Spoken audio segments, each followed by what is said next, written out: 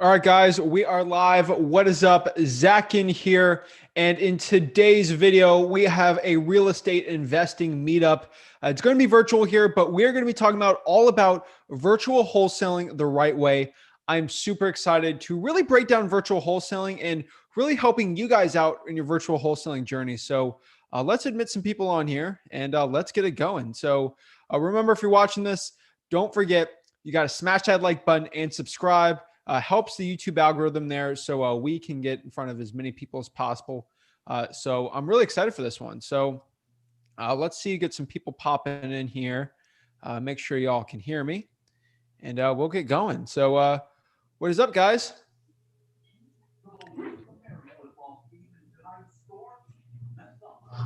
Hey Zach, how you doing? Hey, Roger, how are you? Doing pretty good, thanks. All right. Welcome, guys. Welcome. All right. Let's get on here. Just going to make sure that everything's working pretty good. All righty. Looks good. Looks good. So anyone watching this, this is the Wholesaling Houses for Real, basically weekly meetup we do here. And today's topic will be virtual wholesaling. So pretty excited about it. So let's start popping everyone on.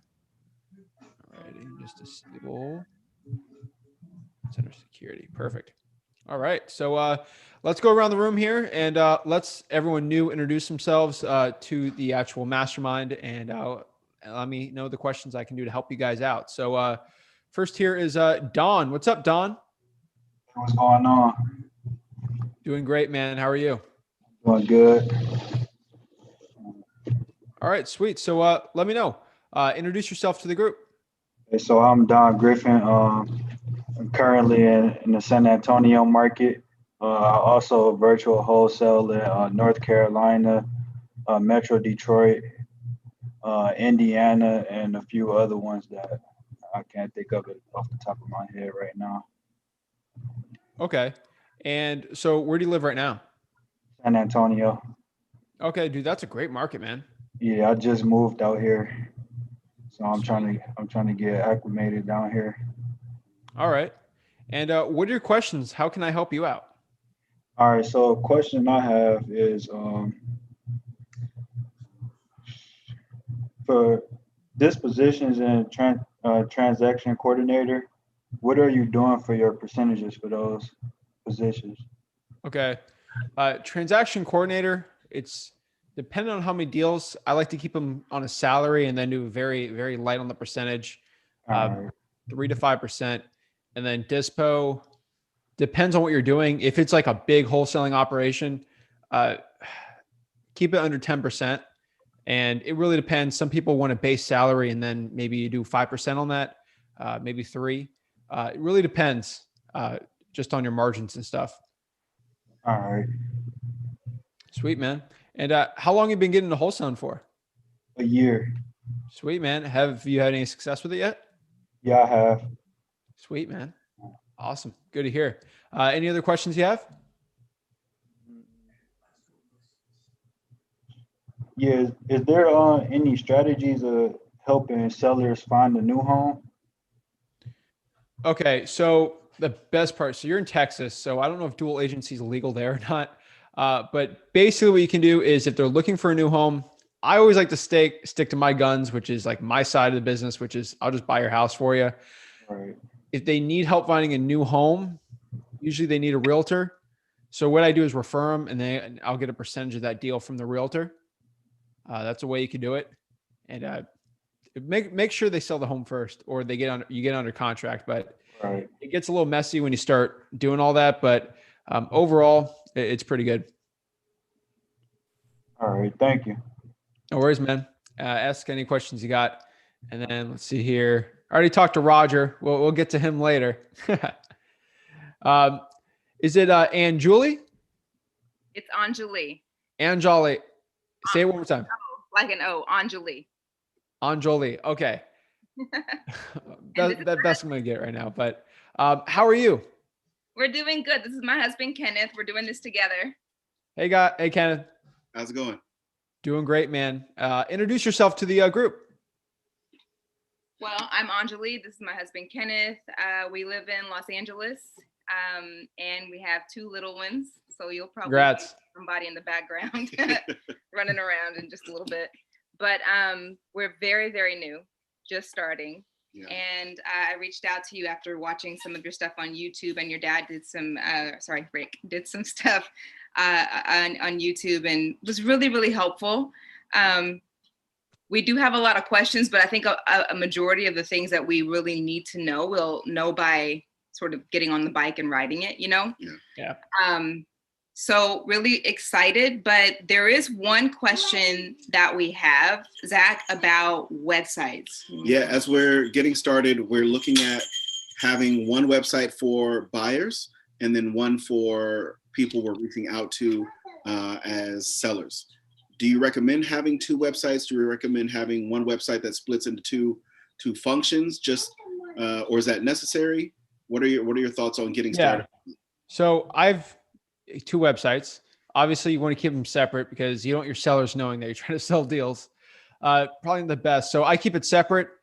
Depends how technical you want to get. You do like a carrot site. You do like a ClickFunnels site. I mean, you do a WordPress. WordPress probably the easiest in my opinion, but I keep it really simple. Like we want a pretty good operation, but we like to keep it like stupid simple. Like if you're looking to buy something from me or you're looking to J with me, just here's a Podio link. You put in the info in there. Super simple. I have a bunch of videos on that can help you guys out. But wait, can you guys hear me right? Is the audio working? All right, perfect. Yeah, I just want to make sure. Here, we have a 2-year-old, so who's also trying to ask questions. All right, sweet. So so I keep it for the seller side. I mean, the most traffic I get when it comes to people looking me up is they'll literally look up my name. So before I actually had acquisitions managers, people looked me up on Facebook. So everyone was looking me up, and all I had on my Facebook was just me with basically sellers. I did a bunch of testimonials, and maybe you might want to make like a private Facebook where no one can find it, where, friends, family, and then you make a public one if you're actually going on appointments. And so basically that's what I did. So Zach Ginn, and it was just me with a bunch of sellers, like them all happy. But I was like 19, so I needed as much help as I could getting credibility. So you don't even need a website for that. People will look you up if you keep saying your name, and they'll find you. The see with you sellers, they'll help a lot. You don't even need a website for that, especially when doing virtual. It helps a lot. But for the seller side, I mean, I have a website. I don't think it gets many views or looks at it. People look me up on Facebook way more. That's my opinion. But when it comes to cash buyers, the real money in there is the email list and the SMS text blasting list. And I kind of keep them on Podio, and I just give them, if you want to do it, here to upload your proof of funds and stuff. I don't really think you need a website, honestly, but you could get a little fancier, but it's honestly up to you. I think the goal was to make sure that when we do go to see the potential sellers, that we have something, so it's not like just trying to figure out what they're looking for in terms of credibility, but obviously they're Googling you, they're searching your information, and yeah. So obviously, if they can like look up Anjali, and it's you and 2 kids and a husband, like you're a family person, that's probably going to be very good. So just make sure on Facebook you don't like scream out like crazy political stuff, or like you just start doing something crazy, because people will look you up. Yeah. I don't care what political anyone is, but you're going to have people on both sides of the aisle when it comes to your motivated sellers, and it could be a turnoff for someone or not. So just keep that in mind. I'm not here to tell anyone what to do, but I keep it very neutral because of motivated sellers. Make sure the Facebook's good. I would probably make a little WordPress site, talk about you and your family. Depends if you want to put your family out there, but the family approach helps so much with motivated sellers. Yeah. Okay. Awesome. Okay. Thanks, Sweet. Zach. No problem. Any other question you got? Let me know. Yeah. Okay. Thanks for your time. Sweet. No worries. And then, all man, am I saying that right? All right. If you want to hop on, just unmute yourself. We can talk. And then next here's Colleen.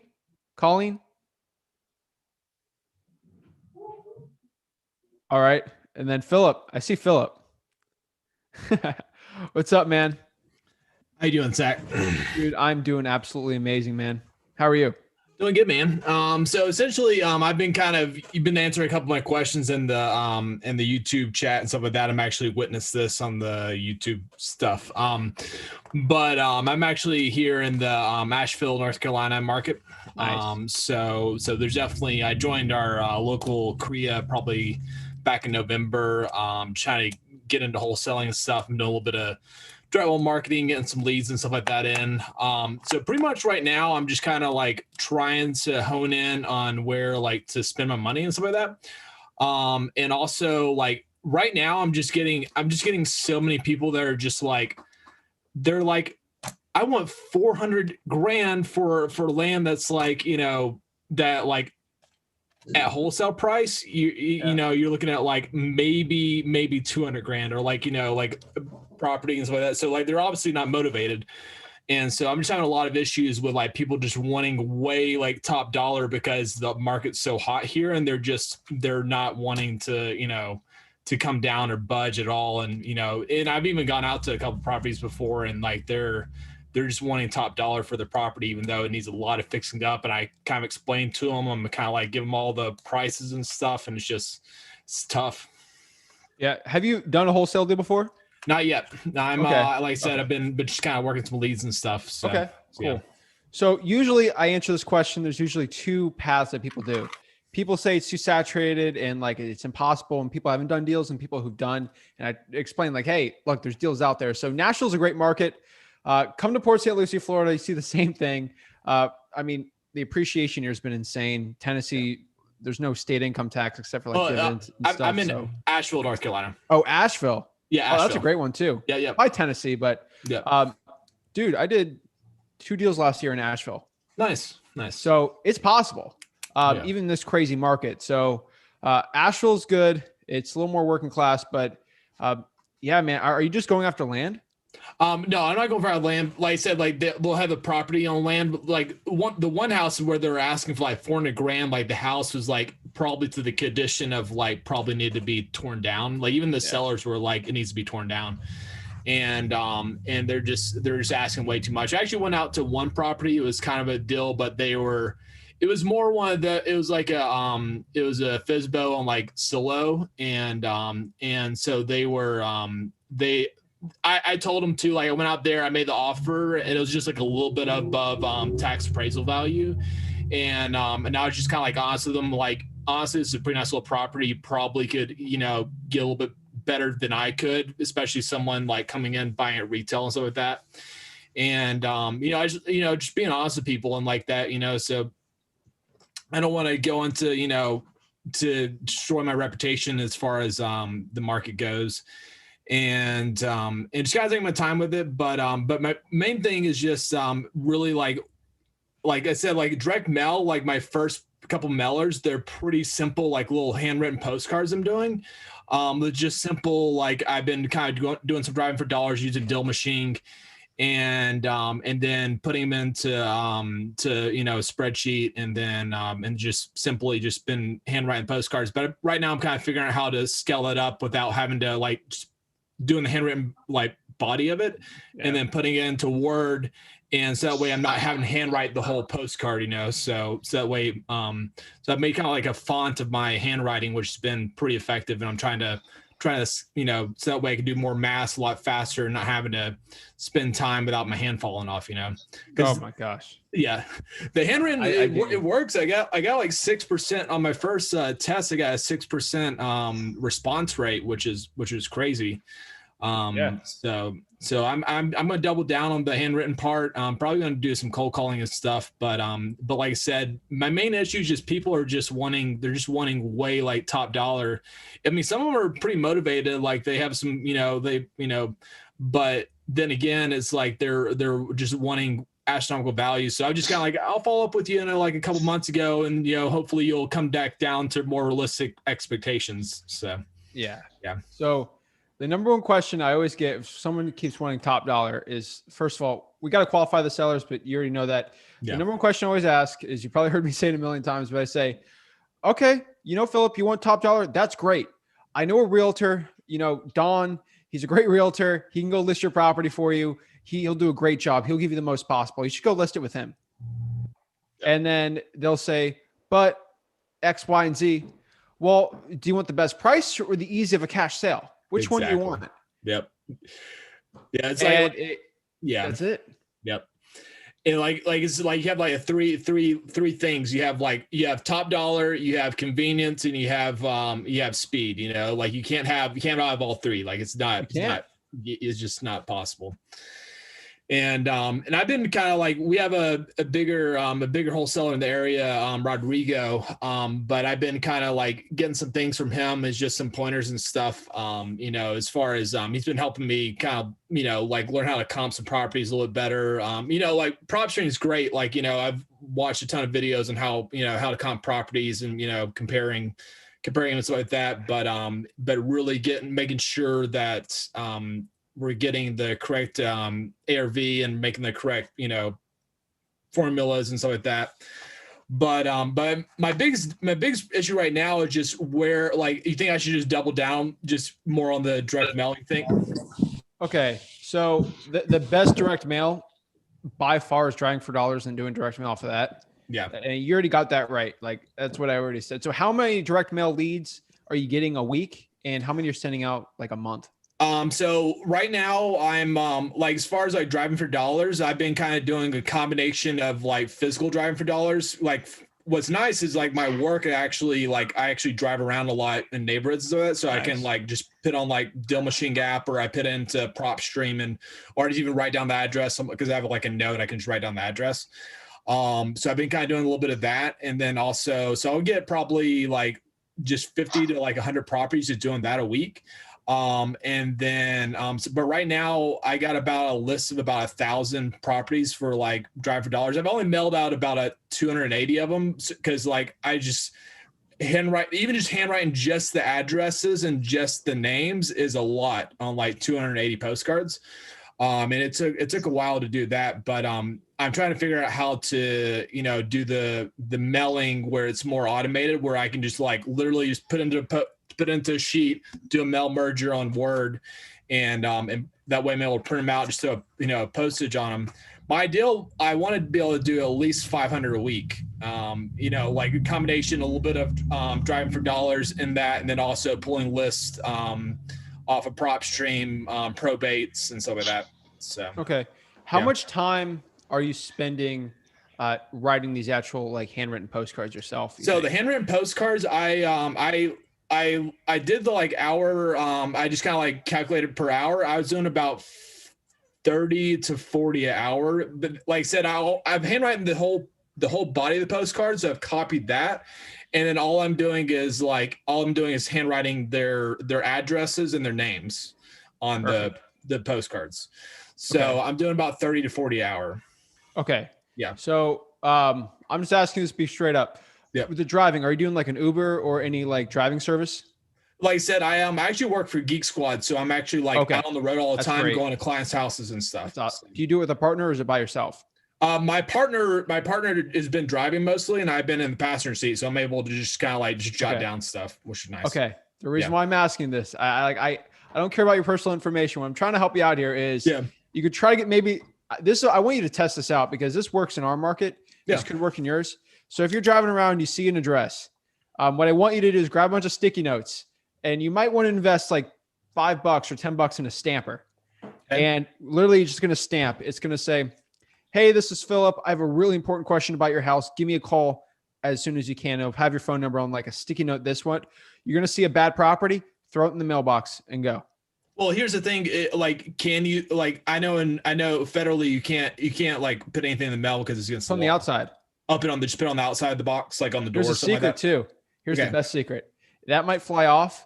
If someone's car's there, put it underneath the windshield wiper. Okay. Because people are they need their windshield wiper, and it's going to be yellow.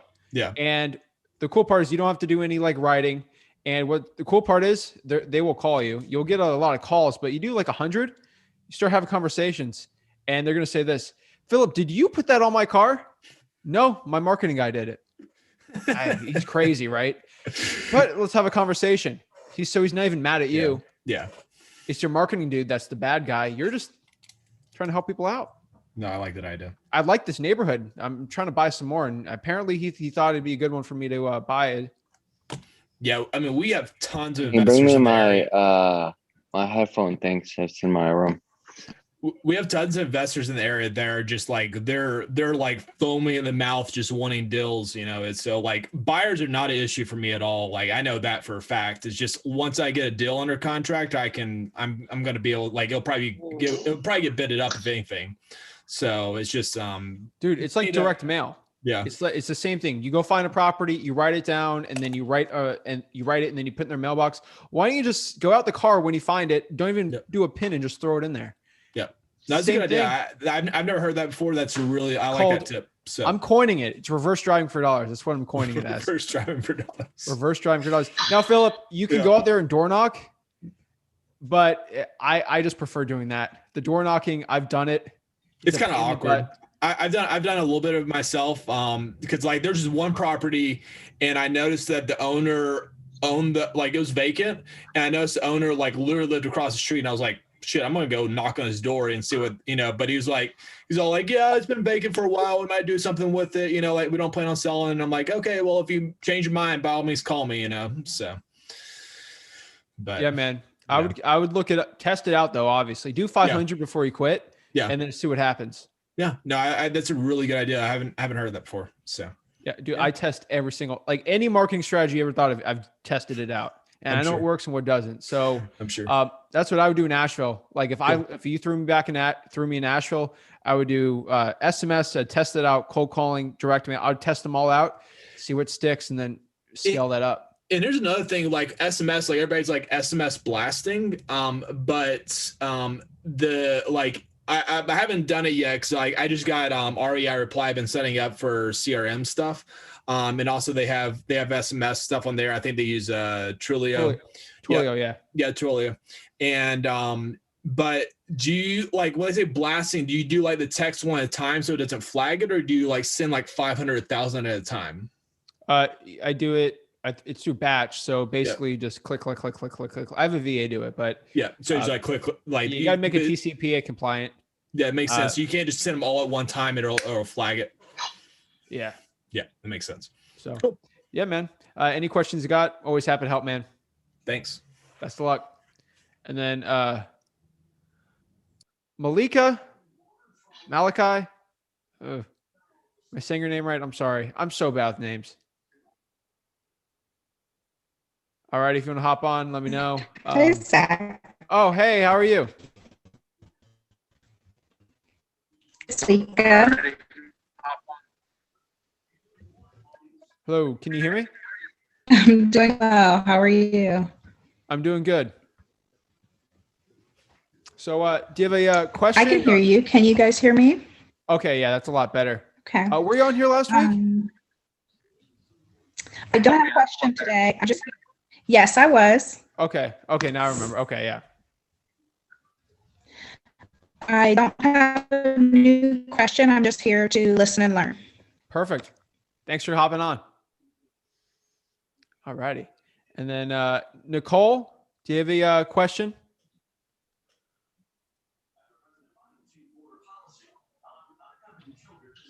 All righty. Nicole, you want to hop on? Let me know. And then Brian.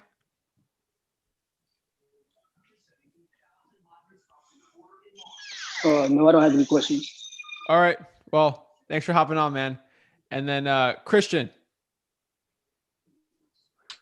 Hey, Zach. How are you?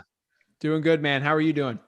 Doing well, thank you. So I think last time well, first of all, thanks for having me here. I appreciate that. Man. My pleasure. Thank you. Last time we talked about a strategy of maybe going driving for dollars. I downloaded the PropStream app, and I was using that, and I was recording my drives. But it kept crashing on me, and if I got a text message, open it or something, like it would log me out, and it wouldn't save the drive or whatnot. So I kind of like messed with it a little bit, and I was able to save the drive. But when I go back into my desktop, I I don't know where I can find the safe drives. Like I couldn't just, I don't know if you have any intel on that. I mean, what kind of phone do you have? An iPhone 12 Pro Max. Yeah, I mean, it's got plenty of CPU. I would download it and re-download it. I mean, I got an iPhone Yo, you got your 11. phone, bro? I'm not even sure. You got It's your one of the phone? newer ones. Yeah, it works Mom's on the fine. call, bro. Oops. But yeah, man, it works fine for me. Yeah, I'd delete that and redo it. That's weird. I got an iPhone too. Okay. But if you go on PropStream, it should be under saved lists. List. Okay, I might mess with it, I guess, because I don't know where the saved list would be. All right, it'd be under. Okay. It should be on there. I'll pop it up for you. Like on the far left. Yeah, it should be on the desktop version. Let me log in so I can show you. Okay, thanks. No worries, man. How many hours were you driving? 2 hours. That's not bad. Just took my kid for a ride. Yeah. And so once I pull this list, I do want to do the SMS blast and pick up the phone and just do some cold calling. I'll probably do that tomorrow. I know you said 2 to 7 is the sweet time during the weekdays. Do you recommend doing that during Saturdays? Do you think it's a good idea, or? You can do Saturdays. I've had best success on Monday through Friday, just because that's when I can catch people at home. I put all my stuff, it's probably under my properties or campaigns, depending on how you saved it. Oh, okay. Yeah. Sweet. And then, yeah, I mean, that's Cool. probably the way I do it for driving for dollars. Kind of like what I was talking with Philip. You can do the reverse driving for dollars with the sticky notes. Always up to you. I'm not the biggest fan of door knocking, so I just kind of cut that one out. But yeah, that's what I would consider. And then on that note too, Philip, you can also use like PropStream or whatever service you want. And you can actually do that sticky note stuff on like all the vacants in your area, or like you do pre-foreclosures, tax delinquencies. You can do that too. It's just the best chance of getting a deal is doing the driving for dollars method with that one. As far as like pinning the properties, you just like pin them. I've been pinning them on like my Google Maps is probably the easiest. This is probably what I assume you've been doing too. Cool. Yeah. If you don't have PropStream, just the Google Maps is easy. Yeah. Cool. Perfect. And then Christian, is there any other questions you got? Yeah. So I have a guy that I work with, and it just, this week he was telling me that he went through a divorce and he just finalized it and he kept the house. And, according to the divorce decree, he has to put the house on the market by the 25th of this month. And I said, well, hey, I'll buy it from you. He's like, no, I'm going to go through my realtor. And he's like, but, I got to fix it up still, I got to paint it and I got to do this and it's some stuff done. So I said, well, I can, you can give me your address and then let me see what I can offer you. And so anyway, long story short, I figured out that I could, put an offer for like 110 after everything that he told me that needed to be repaired. But he wanted 185. And so I called him. I was like, hey man, this is as much as I can offer you. Based on the comps, the houses are selling around, 160 ish. I don't think you'll get the 185 like you want, but it's like, well, it's okay. I'm gonna put it on the market with him, and then if it doesn't sell, I can just reach out to you or whatnot. I don't know how I handle that, honestly, based on that conversation I had with him. Obviously, he's not like somebody I don't know. Like I had a relationship with him because I've known him for 3 years. But if I'll love to get your feedback on that. Yeah. So divorces are like, they're tough. They're tough. I've done very few divorce deals because of just how difficult they are. Usually what happens is either the husband is very cooperative or the wife is very cooperative and the significant other is very anti against it because they hate the other person. It's a very like emotional situation. So like a lot of emotions run deep with divorces. So it's definitely, hey, I have lots of empathy for that. But unfortunately, you'll have maybe that husband who is okay with you just selling it. Like, hey, I don't want to deal with it. And the other person wants a realtor. The problem is you got two parties. Each person's got a lawyer, and the lawyer thinks automatically use a realtor. And so they're not going to say that it's your best interest to go with, Christian here. So it's always difficult. They hate each other. It's hard for them to agree on anything. So them agreeing on a price be a lot more difficult. It's an uphill battle. There's some deals I've done doing it, but it's very tough. That's all I can say. I see. Can a deal still go through with using a realtor or no? I mean, yeah, but that realtor is going to be super greedy. So it's going to be very tough. Okay. And they want the most money possible for their commission. And unless you're in a dual agency state, something to consider. All right. But I mean, it's hard to sit like two people are divorced. It's hard to sit them in a room and tell them, because that's how you do your appointments. You want both decision makers there. And they are decision makers, but they're not there together. So you have that issue also. It's like if I'm dealing with a married couple, I want the wife and husband to be at that appointment with me. I don't want just the wife or just the husband because I can't get all the parties to sign. Same problem with divorce. Okay, I see. Well, hey, thanks for the feedback. I appreciate that. No worries, man. Anything to help? Yeah, and I think that's it for now. All right. Oh, Sweet, actually, man. you know what? No, I do have another question. My bad. You did mention the TREC contract for here in Texas last week. And so I'll pull it up. Yeah, it was just updated, and it's kind of like 4 pages or maybe 6 pages. I'm not sure. But someone on the group commented saying that they're still using your contract here in Texas. Now, do I have? I know you don't give legal advice. I'm very aware of that, but just based on your experience and whatnot, the TREC one. do I have to Use that one? What's that? Use the TREC one. Yeah. Okay. Yep. Okay. That's the legal one in Texas. I just use it. That's my opinion. Okay. Have you ever used it, or have you ever done any deals here in Texas that you had to use it? I've done JV deals in Texas, so those contracts have been there already. Okay. Everyone I've done in Texas has been TREC. Have you ever done a video, or do you have a video on YouTube where you kind of like explain some of the stuff that needs to be filled out or whatnot? Or if you want, you can share me the contract. If you download it, I can help you go through it right now if you want. I don't mind. Awesome. Cool. Let me. I got all day, man. I blocked out plenty of time for this. So do I go to Facebook and share it to you that way, or how do I do it? No, you can share your screen on here. Oh, okay. Okay, give me 1 second. Yeah.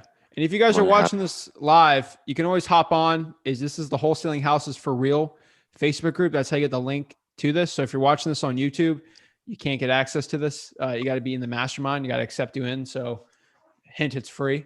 But yeah. So share your screen there, and then I'll help you out with it. I know it helps someone else in Texas, so that'd be pretty cool.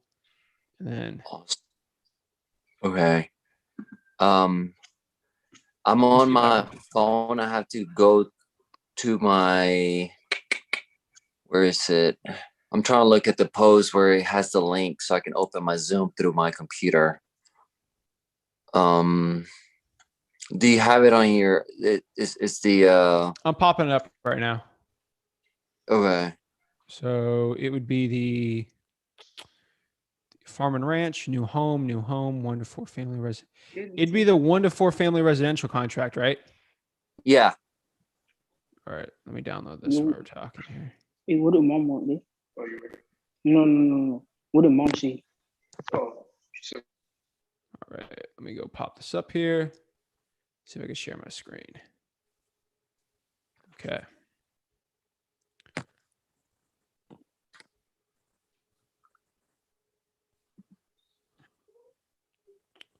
So what I have to do is I gotta download it. Hold on, guys. Is it the 11-page one? Let me see here. You said It 4. does have 11 pages. Yeah. Okay, just confirming it. All right. So let me pop it up here and we'll just go over it. All right. Thank you so much. Dude, my pleasure. All right. So let's go share screen. Files. No. Slides portion of screen. No. Basic.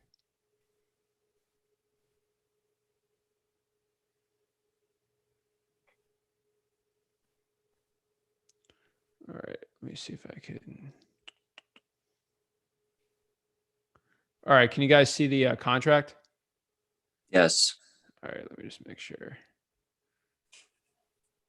Okay. All right. So, all right. So, 1 to 4 family residential contract. So, obviously here we got the parties. So let me just make sure the stream people could see this. All right, cool. Parties. The parties to this contract are the seller and buyer. Pretty self-explanatory there. Mhm.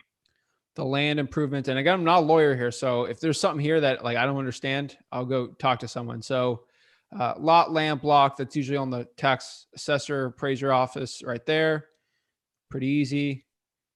Exclusions, cash portion of sales price. So that'd basically be the price there. Let's see. If someone's from Texas and they want to like, obviously if I knew this, I'd probably look at this before and then probably have someone talk to me. Let's see where I put the EMD on here. So some third loan leases, sellers not delivered, sellers delivered to the natural resource lease. All right. Earnest money right here within 3 days. That's where you put the EMD right there at the address of the escrow agent, usually the title company. Buyer shall deliver additional earnest money of, usually that blank. And then termination option. To pay the option fee within the time agreement, seller grants the buyer to terminate the contract. All right, sweet. Perfect. This is our inspection period. Yeah. All right, failure to, yep, make sure you got it going. Title policy. Make sure you know who's paying for the title policy. Any questions so far? As far as the termination option, are there any specific days that need to be put there, or Let's see here. it'll be 5B? 5B. For nominal consideration, the receipt of which seller acknowledges in buyer's agreement to pay the option fee in the time required. Seller grants buyer the unrestricted right to terminate the contract by the notice of termination to the seller within whatever days after the effective date. So whatever date. So you figure out 7 days, 10 days, 14. Usually for inspection period, I like to leave it at, I like 30. I got to keep reading this to make sure that's the inspection period, but I know that is for the option to get out of it. So that gives us the out clause for wholesaling. Again, I'm not a lawyer. I'm not a lawyer here. Financial advisor. This is for entertainment and educational purposes. Well, let's just say entertainment. So, alrighty, title policy here.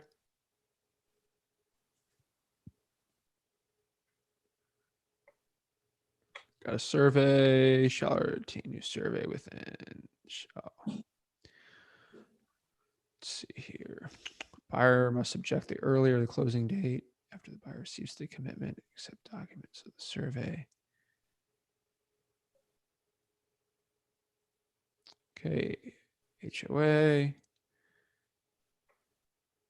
Property condition. Seller disclose. Buyer has received the notice. Seller is not required to furnish property code. Buyer accepts property as is. So we'd be doing the as is here. Okay. Okay, broker, agent sales. Closing. The closing of the sale should be on or before. It's your closing date. Possession upon closing. Sweet, sweet, sweet. Special provisions.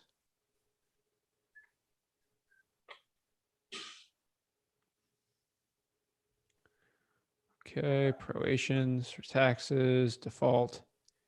Oh my gosh, this is a long one. All right.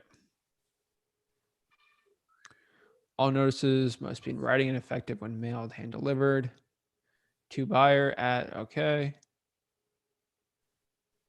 And you got the addendums on there. Consultant attorney for signing. Should be it, I believe. Broker information if there is. Earnest money receipts. It should be good there. And I know people are signing with these with this specific contract. So I didn't write this contract, so I can't be the expert on this one. From what I've seen, that's where at. So what questions do you have on this one specifically? No, nothing specific. I mean, I just saw it. I've seen different contracts, and when I saw this one, I was like, oh gosh, it's a long one, and so I didn't know if there was like a specific video or whatnot, but I just thought I'll bring it up. Sweet. Luis says here, I have used the 1 to 4 TRAC. I always add and or assigns after my name or LLC. Oops, hold on. I always add and or assigns on the LLC named, and or assigns after my name.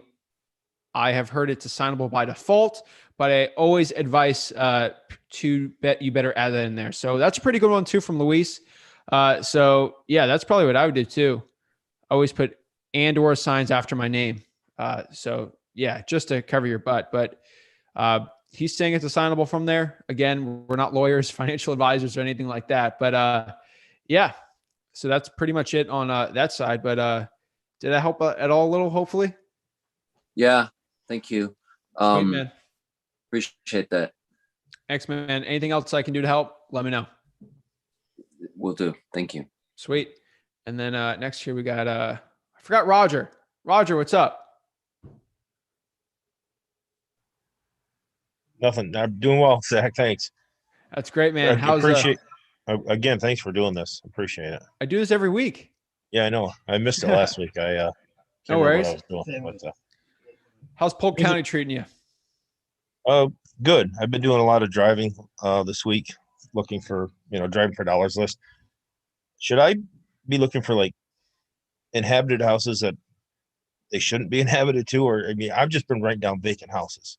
But if you see like people have junk strewn all through the yard, they don't cut their grass, but they are obviously living there. Yeah. Should I be putting them on the list too, or? Yes. So those would technically be under the code violation list. Hopefully, people that don't cut their grass or they're like super high, great deals. Even if they're living in it, they probably don't have the money to cut the grass or pay someone to do it. That's what I was thinking. Look for signs that they're probably, they don't fix their house because they can't afford to. Yeah. I mean, it's perfect. Okay. Yeah. Okay. I'll start. I haven't been putting them on the list. I need to start doing that then. I got a list of about 100. Cold calling with them, texting, letters, all three. I mean, where should I start? I would start cold calling just to gain the most skills possible. And you start driving. Like, I mean, I'd get your son. On break on Winn-Dixie. He's going to be doing, he wants to do the cold calling. And, okay. That would be the best for him. I'm telling you right now. He will learn so much sales skills by just cold calling. Oh my gosh. That was my biggest growth when I was 18 to 19 years old, was cold calling 5 hours a day, 5 days a week. My biggest growth when learning how to actually just talk in general, in a sales environment and closing deals like that, biggest growth by far. I know you said on average, maybe 200 or so houses to get a deal with driving for dollars. Damn, I forgot what I was going to ask you about that. But anyways, I guess just build the list, the bigger the better. And so start cold calling. If you can't get a hold of them, then send a letter, or if they don't answer. What I would do is cold call, and I would cold call the list right now. I would pull the code violations for Polk County also and cold call that too. Okay. If you got no money, just do truepeoplesearch.com and then just start cold calling it on like Google Voice or something. It's not even that much. Yeah, and, we got I mean, the money's not an issue. Where should I SMS Zach.com. Is that where we should You can do that. trace them? If it's less than 50, I just do the tree people search, honestly. Okay. It's not that, like, if you want to get a subscription for the skip tracing, it's got to be decent. Very decent amount. I think you answered one of my questions earlier. Someone Awesome. asked about the website, that you said that's not really super important. Not really. Because I assume people would like go look you up and try and look you up for credibility. So Yeah. I've been kind of spending too much time, which is good, watching all your videos, but not enough time getting out. And so I mean, I guess I have over saturation of knowledge. Now I got to get out and start working this. You got the knowledge, man. Now it's time to get working. Yeah, man, just get it going. I mean, if you could start cold calling, or even have your son doing it, his skills will translate to anything. So I always look at it as a win-win. But yeah, cold calling, driving for dollars leads is great. Like I said before, that reverse driving for dollars with a little sticky note, those are always amazing too. Would you do that? Would you do that and then still cold call after that? Well, if you do every driving for dollars lead, like if you do 100 of those, I probably wouldn't cold call. I would probably just do code violations, cold call that. Probably be the best use of your time. Okay. So once you put the sticky notes out, you wouldn't bother marketing. No, I really wouldn't. It's the same thing as direct mail. Okay. What other question? I'm just taking notes here. Probates. Just go down to the court and request that list, or Polk County Clerk of the Court, or you could see if you could pull it. So let me I got you on here. Let me actually look it up. You might be able to pull it online. I might be able to do it right now. Polk County Clerk of the Court. Okay. So we're going to actually try to do this live. And I got plenty of time. So if someone's got a question, don't worry. I will answer it. I promise you. Share my screen.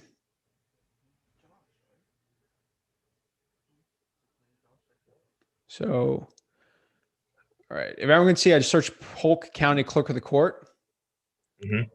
So Florida's pretty loosey-goosey with information. That's the good stuff. So I'll go here to official records.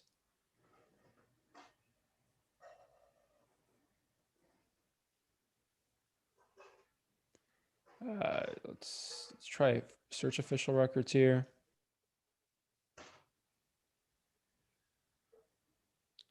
All right, proceed to site. Usually they have a good website for it or a bad one, so I just got to tell. All right, takes a little load up here, but we'll see. All right, this one looks difficult. I know what servers they're using here. We might need to go up there and see. Yeah, they're wanting party name. All right, let's see if we go by probate.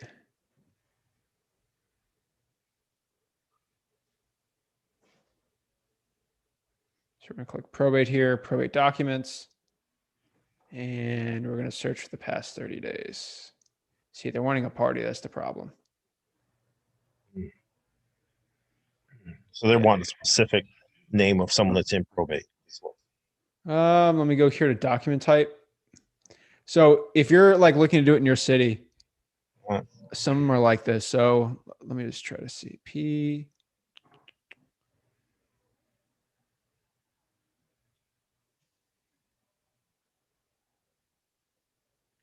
Right. Did I miss it? Right here. And last 30 days. Let's see if we hit the jackpot. All right, it's telling us there's no probates in the last 30 days. So that is a lie. That's not true. Let's try 2020. See what pops up. Okay, so that's good. So these are probate records, so I'm able to pull them. It's good. All right. Let's go all the way down and see the earliest one we got here. Seems like this stopped in April. I don't know what's going on. Let's do it. Let's test this out. Oh, check the last quarter. Let's do this year. Okay, good. That's good news. Okay, good. Perfect. That means we're pulling it. So let's go back here and just do 3-1. Maybe the thing messed up. Maybe they didn't update the info. Yeah, too many results. That's awesome. That's good news. So this is all of January, February, March. So this is March. So if I scroll all the way down, this would be the soonest ones. So actually, let's just do 7 days because it seems like it's a lot. So I guess the way the website worked, it said no results, but now it's popping up. So these are all the probates, dude. Congrats. Oh, wow. Wow. We can pull them Okay. now. So hopefully people watching this live can do it in their own one. So today is the 9th. All right. So the last one we got was the 4th. So see if we can view it. So that's good news. So the image of this one's restricted, but now we know that it looks like Willis Charles passed away. So we want to go, what we want to do is go to the Polk County property appraiser and see if they owned a piece of real estate. And if they did, we can go after the heirs on that one or mail something to that house. Let's go back to results here. So legal, that's the address actually. So it's perfect. Okay. So maybe at the legal, it shows it. It just depends on one. So Roy Vera definitely passed away, unfortunately. And that's good. So it looks like they're restricting all these documents, which is harder for us. But if I look up Saddlebag Lake and go to the Polk County clerk of the court, the property appraiser, I can probably search that. And that's someone's property address they're trying to get. Now, the cool part is that these are actually going to be really good leads for you because it looks like no one's actually trying to pull this. It's very hard to do. Okay. So we're probably going to put a sticky note on the house. And so we're going to search Saddlebag Lake Block 7 LT2 on the property appraiser site. Property appraiser site. Okay. It'll pop up as the address, or we'll look up the Roy Vera estate and we'll have probably put a sticky note or maybe a mail piece or something like that and have a conversation. And look at this. Look at all these leads. Ooh. Wow. And they organize it too. So this is probably someone's like car or something. Or not. So let's search this one though, really quick. Yeah. So that's not showing up. You gotta get comfortable with it, but we hit the jackpot, man. Yeah. Sweet. Just play around with it. Glad I did that live. Yeah. Thanks. I appreciate it. And this was recorded for you. So not going away. Good. Yeah.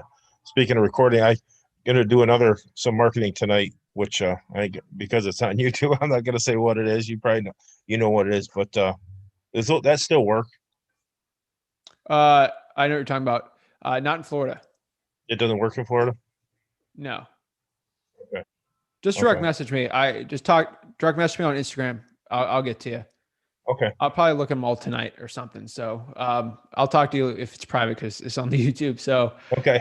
Okay. Sweet, man. But yeah, if anyone's watching this, try that in your county. See if you can pull the probates from there. Okay, I'll do that.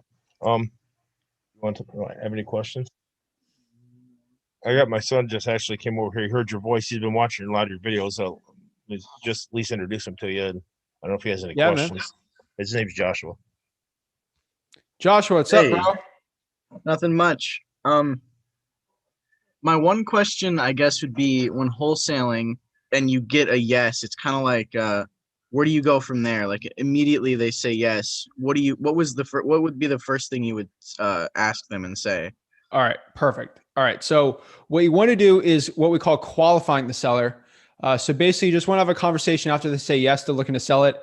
Dude, that's the hardest part. Once you get that, the rest is like a lot easier. So cool part, you want to qualify. So you're going to want to have the conversation in 4 questions. If you search qualify space flip with Rick, it'll probably pop up for you. But you want to ask them, first of all, why are they looking to sell the property? Their motivation, you want to find that. Next, you want to know about the condition of the house. How's the AC, the roof, the flooring, the bathrooms, kitchen, does it need updating? Third is their time frame for selling. Remember, this is all recorded, so don't worry. But the time frame. So are they looking to sell within the next week, the next month or the next year. Within the next 2 to 3 months, that's the best. And from there, kind of keep talking to them. If you're trying to build rapport, probably do it in person. So skip that right now.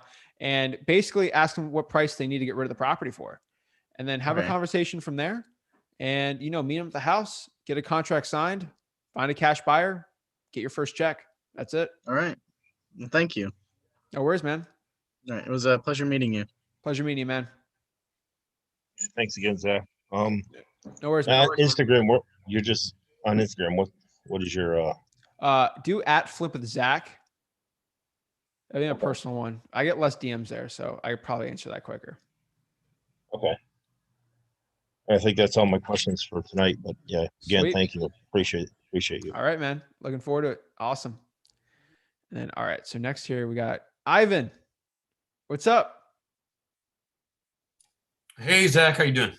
Dude, I am blessed beyond stress, man. How are you? Good. Well, I am stressed beyond. Okay. How can I help? So I have a question regarding, I copied your, on Podio, I copied your workspace to the T. Then, however, trying to create an integration with, I use call tools. So I'm gonna ask you some questions that maybe they'll help me better understand what I'm trying to do. I'm assuming you have an integration as well with your ZenCall. You have ZenCall, right? I use ZenCall, yeah. Okay. Do you create an integration between the two? No, what we do is once we get like a qualified lead, I have the person manually input the lead through a web form. If it's a VA or it's my actual like acquisitions person doing it, I'll have them manually put it in there. I don't want it to be in, because once you're in the Podio, dude, you're getting attacked. Like you're getting calls every week. I'm texting you, like you're getting attacked every which way. You will not forget me. So once I put you in the Podio, it's a big deal in my opinion. So what I want to do is if they're in the Podio, that's someone who's actually interested in selling a house. They're going to get hit like crazy from me until we get that deal. So not someone who's thinking about like possibly thinking about it. We'll put them in there. But once it's like a qualified lead in there, they're getting attacked. Okay. So I was thinking the way I was going to do it, but I guess you probably advise against it, is I was going to upload everything I have in my call tools, upload the same database to Podio. And then if I connected with somebody on call tools through a web form, through the integration, created as a lead. So now in Podio, it's creating a lead. So I'd have them in Podio as contacts, but if I got some kind of decision from them, whether they're warm, hot, or, future prospect, I'd convert it to a lead. That's too much of a mess, isn't it? Okay. So here's the problem. Like if let's say you're running a company with like 8 cold callers, you got like 4 acquisitions people, you're just doing this massive volume. You have this big office, you have to pay like $80K a month in like expenses, and you just don't like time's that important. That's probably worth it. At most, are you going to get 5 to 10 people that want to sell a house in a day? If that's like, that would be dream. I'm not even at that with cold calling. Like it's having someone who legitimately wants to sell a house that we're going to have an appointment on. It's way less than 10. And it's not, and that'd be multiple cold callers. So maybe 3, maybe for one cold caller all day, they'll get like 4. If you get lucky on a really good list. How hard is it to put 4 things in a Podio? Yeah, that's true. That's the way I look at it. I mean, I'm kind of lazy and simple. So that's the way, honestly, I've been doing that since I was 17. So that's kind of the way I've always done it. But once you're in there though, like you get hit hard on the Podio. So. Okay. And then can I ask you a few more since I got you on? Dude, I have all day. All right. I'll try to make them. I'll try to make them playoffs aren't starting. I'm good to go. All right. Does ZenCall allow you to enter multiple phone numbers per contact? Yes, but it's better to keep them all in like a straight list. But yeah, no. Yes, if you get 3, do only 3 though. Yeah, anything more than 3 is too much. I'm going next. You had recommended 3, but so do you attach the 3 phone numbers to one contact? Yes. Okay. Now, you mentioned 3. What do you do? What combination do you use? Like, I'm thinking the first 2 cell phone numbers and then the first landline. Or do you go with 3 cell phone? With my skip tracing, it's phone number 1, 2, and 3. So I do 1, 2, and 3. Is that, and I'm probably going to switch to batch for skip tracing. Is that how batch spits them out? Yeah, man. Like, use whatever skip tracing you like. Like, it won't. And the like, what skip tracing are you using now? PropStream or Listar, yeah. I mean, PropStream's not that bad. Like, yeah. I mean, batch is way better, but like PropStream's not the end of the world. Batch is way better. I'm just going to go with batch because I mean, it's not the end of the world, dude. Like, you don't have to switch services for it, but I mean, just get the top 3. So if you get 2 of those in a landline, yes. And do you start calling all 3 at the same time? Or no, I'll go through all the 1s and then the 2s and the 3s. Okay. All right. That's the tricky part with call tools. I don't know if anybody else in the or you can do all 3. Like, it doesn't matter. Like, you're getting the same thing done. And then when you text them, do you do it the same way? You hit all the 1s first, and if you got no reply, then you go on to the 2s. Yeah. And so on.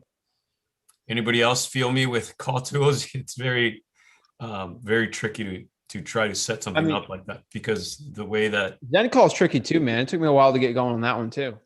Yeah, the UI doesn't look very friendly, does it? No, but it's the same thing. They'll do the same thing. Yeah. I mean, Batch has the prettiest UI, but it'll do the same exact thing as like Zen call and call tools. I love Batch, but like it does the same thing. It's not prettier. Okay. They're both. Then are you texting? Do you and if it's more proprietary, then that's cool. I don't understand. But do you text all of your leads, or do you text some demographics and then mail others? I know you mail your probates. Do you mail all of them? Do you text all of them? So we do it by zones. So that's kind of what we do it. For example, so I'm like a madman every time I explain this, but this is what we do. So we have 3, like for a physical market where we do 80% of our deals in Florida, there's 3 big zones. So let's do January, February, March, for example. So for January, zone 1 is going to get hit direct mail. And then zone 1 in February is going to get SMS. And then in March, they'll get cold called. And then starting in April, we're doing the direct mail again for zone 1. Zone 2, month 1, they'll get like SMS. Month 2, they'll get the cold call. And then month 3, they'll get the direct mail. So each big list gets hit. It's mostly a master high equity list, more or less, but it gets hit every single month, but just a different approach, because we can extract deals through SMS and we can extract deals through cold calling and direct mail that we have never got unless we did all 3. Okay. So every zone doesn't necessarily always start with a letter or a text. It varies depending on just where they ended up when you pulled the list, right? Yeah. I mean, they get hit every month, but direct mail is the best one, most expensive one. But we hit it. You get hit every month if you're on our list. But the problem is we do such high volume that if you have we don't have to pull like vacants, because the only vacants I would pull is if you have enough equity for a deal, and then you're already in my high equity list. So we remove all the duplicates. So I'll pull all the lists, put them in a huge spreadsheet, and then remove the duplicates out of there. And then it's the master list for the zone. So we'll hit that all the time. And then the probates, whatever we can throw in there every week or month, depending. And then code violations. I mean, if you have any of the lists that I say, it gets pulled, and then we market to it. Okay. Another question is, I live in LA, so this is not my market. I have to go to the IE, and with gas prices being so high, it's almost $4 a gallon out here. Yeah. Do you know of anybody that has had success? I thought about this early on, but with virtual driving, the Google Street View, sometimes it's outdated. Sometimes it's like 2 years old. And so if a property has been abandoned for a year, I can only assume that there's going to be a lot of good properties being left out when virtual driving. It's hard enough for me to find good properties when I'm physically driving. I don't find that many I don't find that many properties to add to my list. I spent 2 days in the Palm Springs area. I only added like 30. Maybe I'm being too picky. No, what I could tell you here is you're not going to be the first guy to do this list in the Inland Empire. Just going to straight up, but it's better if you have someone drive for dollars for you, and the Riverside County Code Enforcement Office will do it for you, and they'll give the list. You won't be the first guy to pull it, but that's probably what I would do instead.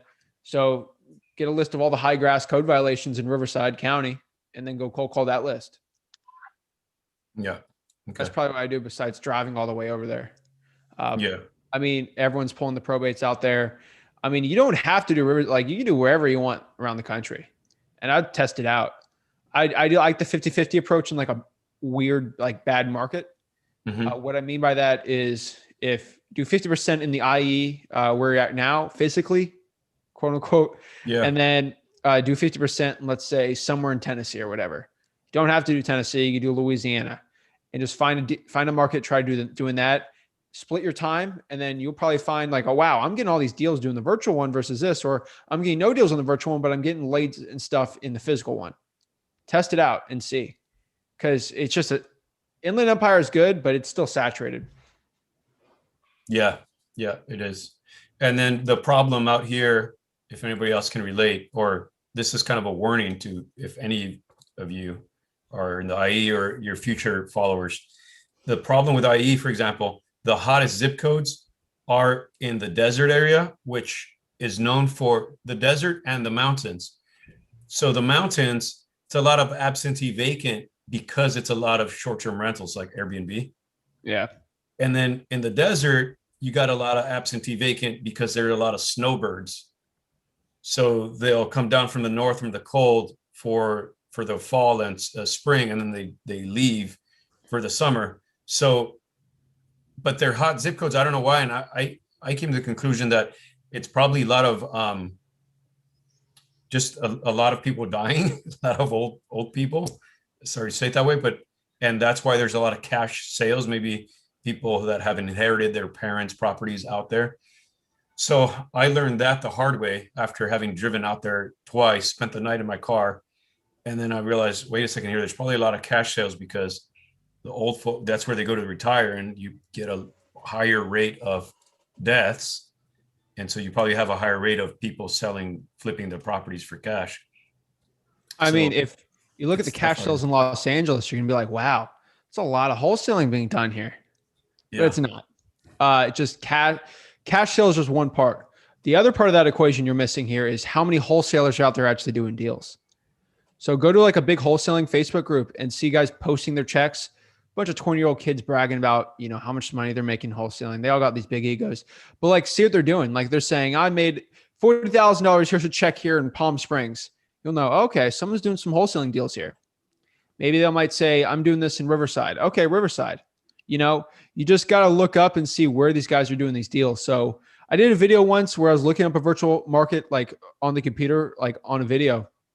And some guy was bragging about he made $20K in this tiny county in Tennessee. And I just pulled that list and swooped it up. I did a deal in that county just because the guy was bragging about it on Facebook. So if you do enough research, you can swoop in on people's like secret markets. Zach, do you mind if I chime in here real quick? Dude, it's a mastermind. Cool. Ivan, so I have exactly the same issue. Like here in Asheville, you have a lot of people from New York and a lot of people from Florida, and they come from California, and they have second residence here. Like I know this because I do home theater installs with Geek Squad. Like they might live in these houses for like 2 weeks out of the year, and it's considered vacant. So I have the same issue here. But I've been like driving for dollars. Like I've been adding more on my Deal Machine app, like just physically driving for dollars, going into the opportunity zones. So literally opportunity zones. What's the actual website? This is for everyone too. It's opportunityzonesmap.com. And this is US wide. So essentially they made a bill back in, I think it's like 2016, 17. Where these are most of the zones where they actually give like tax breaks for investors to go in and fix up these properties. So a lot of these zones are mostly like a lot of them are going to be more like rental properties and stuff like that. So you're going to get a lot of like do-it-yourself landlords, and also a lot of these hedge funds buying up a lot of these properties. But however, a lot of these properties are run down. So in the opportunity zones. So. And you're driving for dollars there, or you're just pulling lists out of there? Both. So I had some good luck driving for dollars in these zones, and they're just like, it's 20% of America is in opportunity zones. And what is it? So, what's the incentive you said that's available for? I think they I don't know the specifics of it, but they give like tax breaks to investors and stuff like that in those areas, because they're trying to get those, they're trying to raise up the property values in those areas, and also like get people more out of poverty, fix up a lot of the houses and everything. So they're giving tax breaks in those opportunity zones. Philip, what's that website again? Opportunity zones map.com. I'll put it in the chat here because I already found it for you, Julie. Yeah, there it is. Thank you. Yeah. Cool. Thank you. Yeah, no problem. I'll pop it up for everyone trying to watch this. That's pretty neat. You could, with PropStream, you could you could just draw a border around it. All right, let me put this in the chat for people watching this. So, for the people watching the replay on this on the group. So, here it is, Opportunity Zone map. So this is, hold on. There we go. Opportunity, what's the link here? I'll pop it up, but nope, wrong one. Right here. So opportunityszonemap.com. So yeah, check it out. That's pretty cool. I'll go by Florida really quick. Nice. Cool. Sweet. I'll check that out. Thanks, man. That's cool. Yeah. Thank you, Flip. Yeah, I learned that from my another wholesaler Vina John Cox. She's a really big wholesaler up in Cincinnati, Ohio. Cool. So, yeah. And do you find that the sellers are more inclined to, or more motivated? Not necessarily. It's more like you'll just go into these zones and you'll start noticing that like the properties are they just need a lot of like fixing up. So like there might be more code violations in those areas, and just in general, because they're just lower income areas that investors for that bill that they made, that they're wanting to get to make those areas just, they're just wanting to raise it up, making sure that, getting those properties, fixed up and taken care of, and making sure that like giving more value to those communities. So yeah. Yep. Sweet. Thanks, man. And then Ivan, any last questions? No, that's it. Thank you so much, Zach. Wait, no worries. And then next year we got, is it Lon?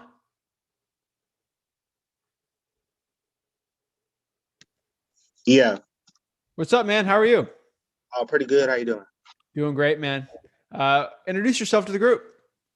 Yeah, my name is Lon Smith, and I started doing the wholesaling like a year ago, and then I just kind of stopped doing it, and then I got back into it. So I'm really interested in getting more knowledge and getting this done. Sweet. What market are you in? I'm sorry? What market are you in? By market, I'm not in the market. My profession is medical, so I'm in the medical field. So where do you live? Like real estate market wise? Yeah, I'm Dallas. Oh, dude, great market. Yeah. Sweet. Yeah, man. Is there anything I can do to help you out? Any questions you got? Happy to help. Yeah, I do have a question. So as far as going around driving for dollars, I do need to ask, is there any other things that I need to go on, like besides driving for dollars? Is there like a specific list I can go on to look to see if there's any vacant houses or, Yeah. stuff like that? So listrei.com PropStream, you can actually go and download the app there, and you can actually pop up vacant properties, and you can drive by vacant properties and like do sticky notes or whatever, and then see if that is like super, like it needs work. Then you have a property that needs work. That's probably the only one I can think of right now. They'll actually do the driving for dollars with you. Deal Machine obviously does that too. And, but I mean, you can't go wrong with just driving around with like a Google spreadsheet or something. Or just something on your phone. Okay, cool. If I may ask, dude. I mean, Zach, on his note, what do you know about somebody recommended batch driven yesterday? Do you have any experience with it? And the reason I'm interested is because it says that you can plot the addresses and it populates the most direct route. So if you were, for example, putting filters in, then it can give you the quickest route. But you know anything about it? Is it worth it? Go search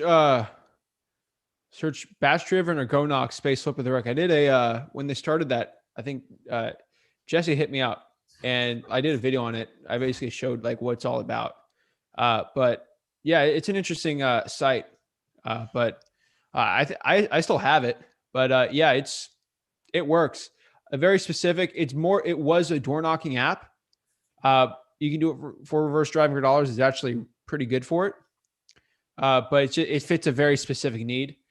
So if you have a team of door knockers, that is the only app I would recommend. It's just very specific needs. Sorry, Lon, go ahead. Yeah, people are using it for a bunch of stuff though. Okay. Sweet. And then Lon, do you have any other questions? No, not at the moment. All right, man. Anything you need help? Always here to help. Obviously, you have access to the group, so anything you can do, always love to help, man. Thanks. All right. Appreciate it. Sweet. And then next year we have Nicole. You have a question, Nicole? All righty. Luis. Oh. Sorry, I couldn't figure out the No mute. worries. How's it going? Good. How are you doing? I'm good. I'm just kind of here listening, kind of gathering information, learning a little bit more. I don't have a market picked out, but I'm located in Miami, and yeah, I'm just kind of absorbing everything that you guys are, talking about. I've set up my Podio. I've, been playing around with PropStream and the phone systems. I think just trying to wrap my head around integrations and getting everything kind of connected. Okay. Yeah, if there's anything I can do to help you, let me know. Miami's a tough one. So virtual wholesaling, we a tad better, but yeah, I've heard a lot about, staying away. So I had looked into, I was going to do South Carolina. I was thinking like the Greenville area. And I found out though, that you don't close with a title company, that you'll need a lawyer. So I guess I need to find out a little bit more before. Yeah, I do some virtual wholesaling South Carolina research, but you still do it there. We do it all the time. Okay. All right. Then I guess I won't be scared of it then. I'll look a little bit. No worries. Sweet. Any questions you got? Always happy to butt in here and ask a question. Okay. Thank you. Thank you. It's been. All right. And Luis, do you have a question? Hey guys, it's Luis. I don't have a question. I just want to say thank you for accepting my my request. I'm in LA, just like Ivan. I have started out getting on the knowledge, and Zach, you're the best source of knowledge.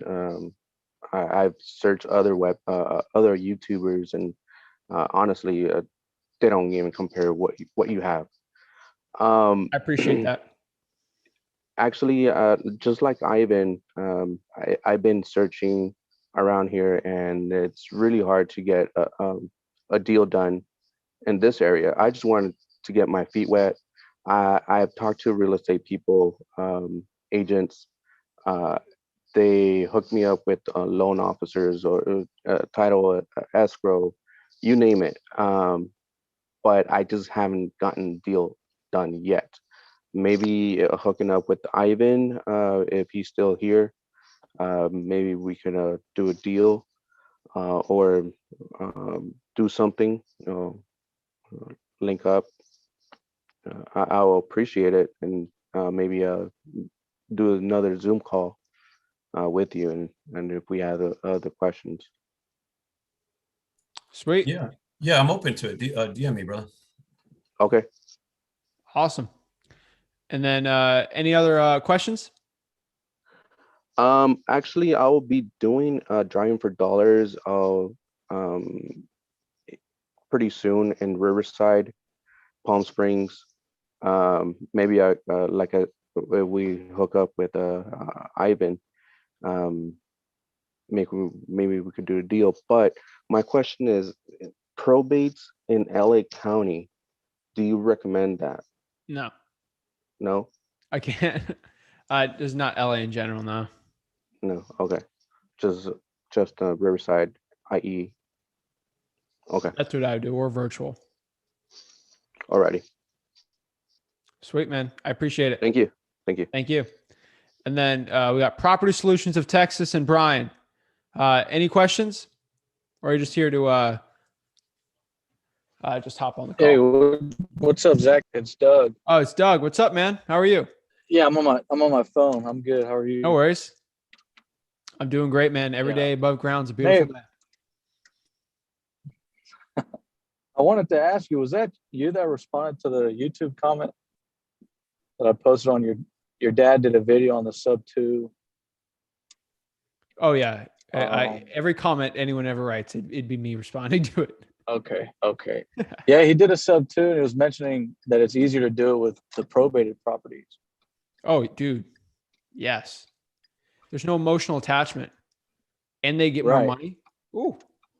Well, he was saying that, I mean, they're not liable for the mortgage since they're an heir, right? Yeah, which deal was he talking about? Well, he was just saying in general. Oh, okay. I didn't know if he was revealing a deal sub 2 that we did here. But dude, probates, they're way more receptive to creative financing because you can offer more money. Or there's no equity, they think there's no money. So you just take over payments. It's great. Okay, now how would it work if you have to do like an affidavit of heirship and there's a mortgage on the property? And to get a payoff, you have to request it, of course, and be an authorized user, and nobody's authorized. Yeah. So I'll probably get with Rick on that. So most of the time, people like in Florida, they'll get their mail with their mortgage payoffs and it's just in the mail. So usually the heirs will still pick up the mail and it'll be on there. I'm not a lawyer. Don't sue me, anyone, but that's what I've seen. Have I done it? I don't know. That's what I've seen. Mail keeps coming in. It says your payoff balance is XYZ. Yeah. And mail keeps coming in. Like, even if you die, if you unfortunately pass away tomorrow, Doug, like your mail's still coming if you have a mortgage. So until they realize that. So it should still be in the mail, honestly.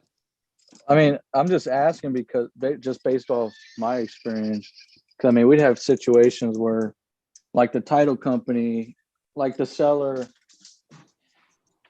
they don't have some type of information or something about a mortgage or whatever. Yeah, like we're dealing with one right now in Palm Beach County. We don't even know what the payments are on it. We know what would be over it, so we have to pay that until we kind of get a payoff on it. But like we don't know until we get the probate attorneys going through the heirship and all that with the seller right now. But like it'd be a killer Airbnb right by the beach. Oh my gosh. Right. Okay. So we gotta wait. But we're like, we took over the property as soon as possible, and we'll net like over $1,000 in profit from it. And we're only gonna give them like $4,000. But like, we still got to make payments on it, but we don't know the exact payment until we get the heirship done. But I just overpay on it. until we can get it back. Again, I'm not a lawyer. This is entertainment. I don't know what I'm talking about. I'm 21 years old, so take it as you will. But you could still do all of it. Now, this is in Florida, so I know Texas sub twos are a lot different. So keep that in mind too. Yeah. Okay. So now once you do an affidavit of heirship and there's a mortgage there, now is that heir that the property is going to, are they now liable for the mortgage? It depends what they do with the house. So it's kind of like, let's say in probate, unfortunately someone passes away and then the son takes over the property. It's $1 million house with a $200,000 mortgage. Obviously the mortgage, they get the house, but on that house, the debt is attached to the house. So yeah. Usually they have the debt on there too. Yeah. Okay. Yeah. That's how because I'm looking at one right now. I'm just trying to figure out how it would work. Cause I know it makes sense that if you just had the payoff statement there, you could just take it over that way because you don't have to request it.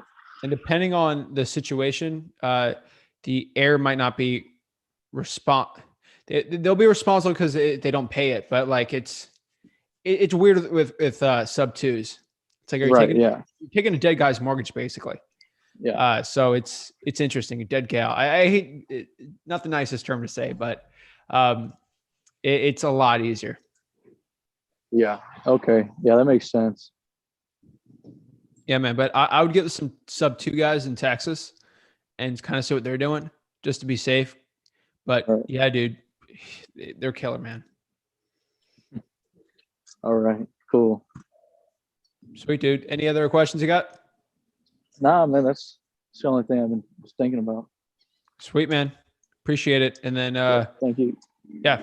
I answer all YouTube comments. So by the way, but yeah, guys. And then last year's Brian. Brian, do you have any questions before we hop off here? No, thank you. All right, man. Well, I appreciate you guys watching this. This is virtual wholesaling, REI Meetup this week. I appreciate you guys watching this. Replay will be on YouTube and then the Wholesaling House